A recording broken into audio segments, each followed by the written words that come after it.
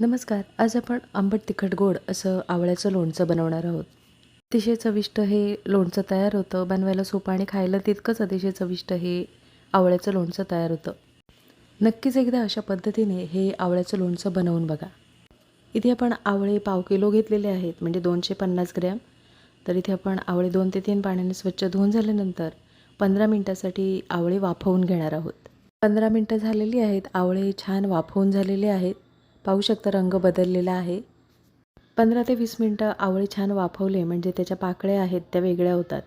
इथे पाहू शकता बियांपासून पाकळ्या वेगळ्या झालेल्या आहेत. आता आपण हे आवळे थंड करून घेणार आहोत. आवळे साधारण थंड झाल्यानंतर बियांपासून पाकळ्या वेगळ्या करून घ्यायच्या आहेत. आवळे छान वाफवून झाले आहेत, त्याच्यामुळे इथे पाहू शकता बियांपासून पाकळ्या छान व्यवस्थित अशा मोकळ्या होत आहेत. इथे तुम्हाला जर आवळ्याचे छोटे तुकडे करून घ्यायचे असतील तर तुम्ही आवळ्याच्या पाकळ्यांचे छोटे तुकडे करून घेऊ शकता. इथे आपण आता पाकळ्या मोकळ्या करून झालेल्या आहेत. पाकळ्या मोकळ्या करून झाल्यानंतर एखादं पातेलं घ्यायचं आणि मोजून घ्यायचं. इथे आपण पाव किलो आवळे घेतलेले आहेत, त्याच्यामुळे इथे गुळाचा अंदाज येण्यासाठी आपण एखाद्या पातेलीचा वापर करायचा. इथे मी पाव किलो आवळ्यासाठी 200 ग्रॅम इथे आपण गूळ वापरणार आहोत. तर इथे आपण पातेल्यामध्ये पाकळ्या मोजून घेतल्या, अर्धी पातेली होतं, तर इथे आपण त्याच्यापेक्षा थोडंसं कमी गूळ घेणार आहोत. तर इथे तुम्हाला जर जास्त गोड आवडत असेल तर तुम्ही पाव किलो आवळ्यासाठी पाव किलो गूळ घेऊ शकता. इथे मी 200 ग्रॅम गुळाचा वापर केलेला आहे. गूळ हे बारीक करूनच घ्यायचं. कढईमध्ये आपण पोहे खातो त्या चमच्याने 1 चमचा तेलाचा वापर केलेला आहे. त्याच्यानंतर आपण 1 चमचा जिरे छान गरम करून घेणार आहोत. 1 चमचा बडीशोप, 1 चमचा मेथीदाणे स्लो गॅसवर आपण व्यवस्थित असे भाजून घेणार आहोत. गॅसची फ्लेम स्लो ठेवायची आहे आणि स्लो गॅसवर आपण मसाले व्यवस्थित असे भाजून घेणार आहोत. इथे 1 चमचा आपण कलोंजीचा वापर करणार आहोत. कलोंजी असल्यास वापरू शकता, नसेल तर नाही वापरली तरीसुद्धा चालेल. इथे सर्व मसाले आपण स्लो गॅसवर भाजून झालेले आहेत. मसाले भाजून झाल्यानंतर आपण वाफवून घेतलेले आवळ्याचे तुकडे आहेत ते आपण आता ह्या मसाल्यावर परतून घेणार आहोत.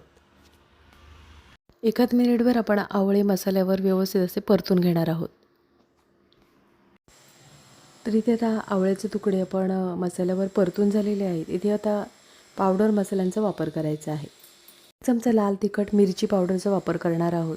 इथे तुम्ही तुमच्या आवडीनुसार लाल तिखट मिरची पावडरचा वापर करू शकता. पाव चमचा आपण इथे हळदीचा वापर करणार आहोत. 2 चिमूटभर आपण इथे हिंगाचा वापर करणार आहोत.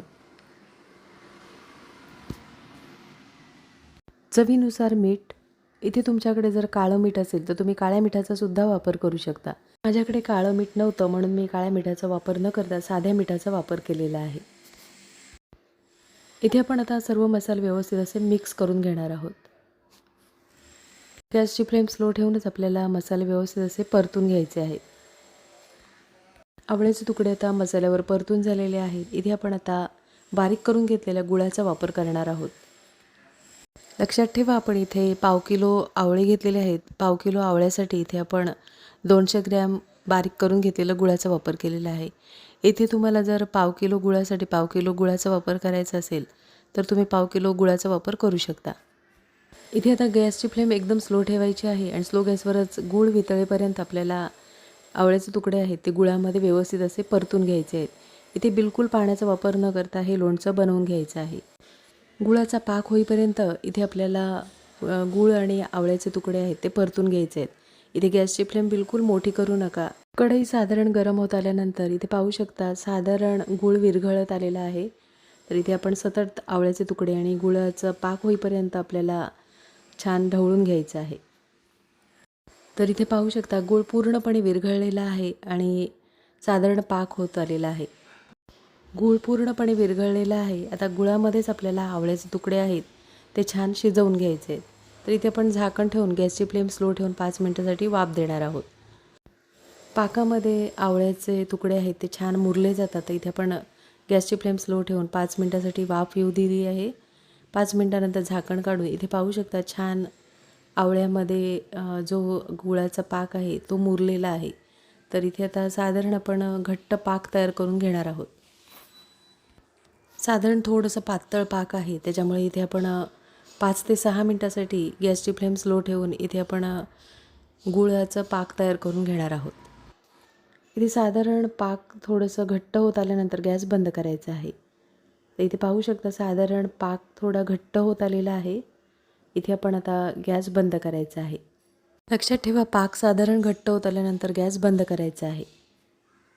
हे लोणचं 1 ते 2 वर्षासाठी जर टिकवून ठेवायचं असेल तर तुम्ही काचेच्या बरणीमध्ये हे लोणचं पूर्णपणे थंड झाल्यानंतर एखाद्या काचेच्या बरणीमध्ये भरून ठेवू शकता. थंड करूनच काचेच्या बरणीमध्ये भरून ठेवा, म्हणजे त्याला काबरी किंवा बुरशी येत नाही. इथे आपण आता गरम असतानाच बाऊलमध्ये हे लोणचं काढून घेतलेलं आहे. पाहू शकता छान रसरशीत आणि चटपटीत असं हे लोणचं तयार करून झालेलं आहे. साधारण 5 ते 6 दिवसानंतर इथे मुरलेलं आपण आवळ्याचं लोणचं आहे ते आपण दुसऱ्या बाऊलमध्ये काढून घेतलेलं आहे. मस्त चटपटीत आंबट तिखट गोड असं हे लोणचं तयार होतं. नक्की एकदा अशा पद्धतीने हे आवळ्याचं लोणचं बनवून बघा आणि कमेंटमध्ये मला नक्कीच सांगा.